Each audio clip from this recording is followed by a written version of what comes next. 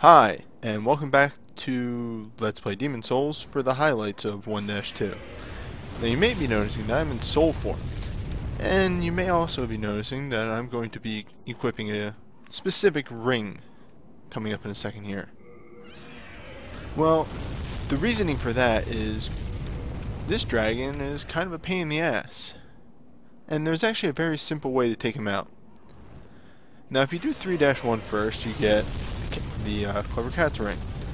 And when you're in soul form, you do a little bit more damage. Now what the Clever Cat's Ring does is, when you fall below 30% health, which is about to happen right on this arrow, there we go, you'll notice a new buff underneath my bars. That's the buff for the Clever Clever Rat's Ring. My mistake. You know, the words so close together, sometimes you confuse them. Anyway, as you can see right there, when I brought up my stats really quick, this thing makes you do about like 40%, 50%, something around that, more damage. Add to the more damage that I do for being in soul form, and carries over to bows, carries over to magic, so you can do a ton of damage really quickly. But this still takes a really long time, so we're going to fast forward ahead.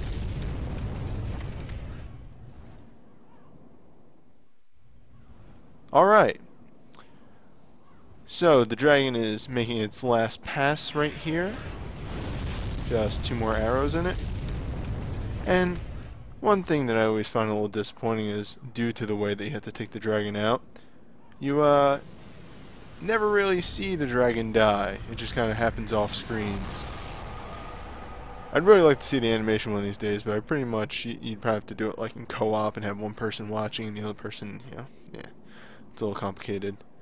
However, he does give you about 10,000 souls if you're wearing the Ring of Avarice like me, and his soul that you get isn't used for anything special, so you can just use it and get another 10,000 out of it.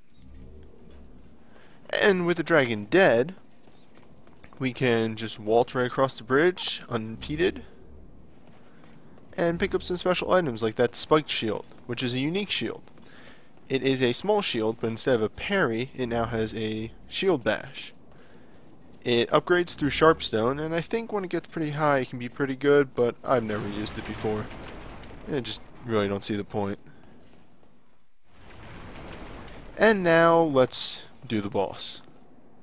I tried to do one of my little emotes before fighting the boss right there, and apparently I was too close to the gate. Just like in the main video, you really don't want to try and fight the Tower Knight with these crossbowmen still alive. It's just really not a good idea at all. Whether the crossbowmen do a lot of damage or not, I don't even know. I just know that they will stun you, and then you will kind of get messed up by the Tower Knight. Now, we did address this briefly in the main video, but looking at it now, it feels like 2-1 is kind of not on par with the other, have I been calling it 2-1 this entire video? 1-2 is not on par with the other -2 levels. It's, I don't know, it's a step up from 1-1. You probably couldn't do it right away without some gimmicks, and it's not exactly like fucking 5-2, which can destroy you outright. Nonetheless, it still can be hard to somebody who's playing for the first time. Now, we showed you the melee way of taking out the Tower Knight, but the thing is, the entire Tower Knight's body, except for the shield of course, is actually damageable. And if you can get an arrow off like this, we can kind of get it to go around his shield somehow. Kind of like that one right there. You can see, you can actually do some substantial damage to him. And you can pretty much take him out solely with arrows. And if you do, he actually has a different animation for dying when he's standing up. That's actually pretty cool. He kind of like falls to one knee and like slumps over. I would have shown it off, but it just takes so damn long. I guess I could have fast forwarded. Oh well. on the New Game Plus, you want to just do the same strategy as we showed off in the main video. Having, I think this is Warden. No, this isn't Warden. It's just Shield. Protection. It's right there. Having protection helps because all of his damage is physical, except for his light lance throw thing. But you shouldn't be getting hit by that when you're down here. One thing to note is if his back is to a wall, don't knock him down. You won't be able to get to his head. It'll be very hard. And, well, he's a very slow walker, and I thought, hey, let me taunt at him. And then he almost gets me with the shield slam. Sadly, Demon Souls has no real, well, what is it type pose. Also, don't stand underneath him, because a giant falling down still hurts. But, yeah. He doesn't really take damage to the head very well at all. A simple upgraded weapon of any kind will do plenty of damage.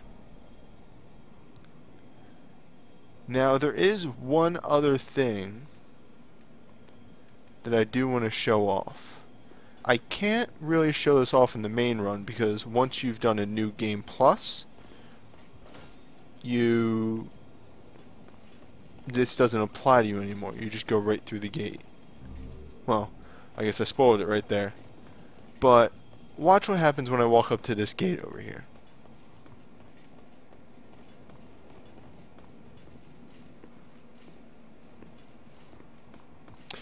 After I pick up the boss soul.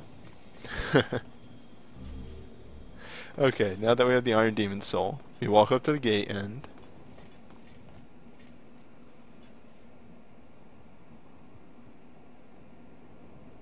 you have to beat at least one of the major bosses of one of the worlds in order to get past that gate.